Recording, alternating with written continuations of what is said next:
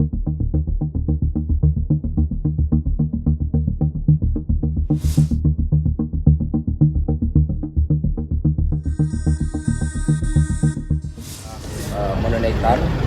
undangan yang ditujukan kepada saya atas beberapa pernyataan yang dimuat di media TV nasional, yaitu Liputan 6 SCTV dan Kompas TV, di mana dari pernyataan-pernyataan saya itu kemudian ada yang mengajukan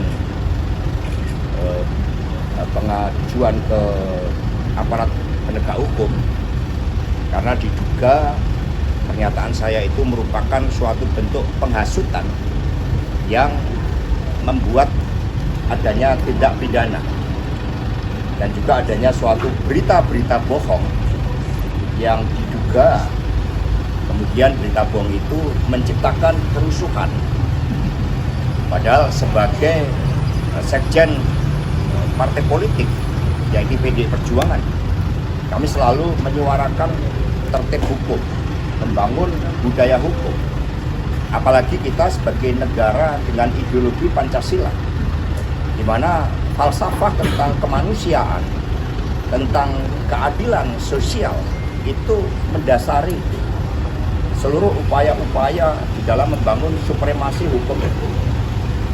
Karena republik ini dibangun dari suatu mimpi untuk melepaskan diri dari berbagai keterjajahan kita, sehingga muncul gagasan-gagasan kebebasan berserikat, berkumpul, dan menyampaikan pendapat. Dan para pendiri bangsa kita karena perjuangannya itu kemudian dikenakan hukum-hukum kolonial, sehingga seperti Bung Karno, Bung Hatta harus dipenjara, harus dibuang demi cita-cita itu. Karena itulah ketika menjalankan tugas memberikan keterangan, bagi saya sebagai kader partai ini adalah suatu ritual ya kehidupan politik seorang kader yang harus berani menegakkan hukum, berani menyuarakan kebenaran.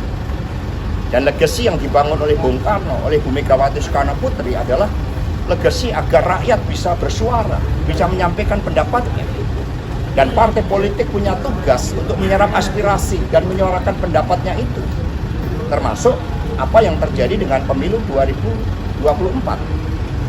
Dan itu juga telah dibuktikan oleh para pakar, termasuk adanya dissenting opinion dari 3 hakim MK.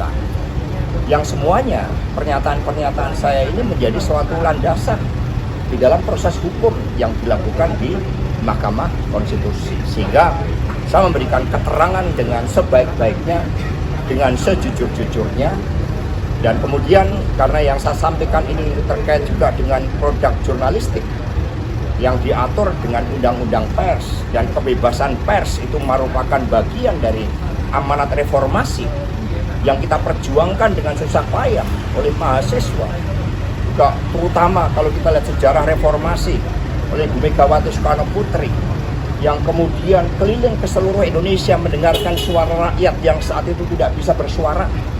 Dan itulah yang kami lakukan di dalam menjaga demokrasi dan supremasi hukum ini.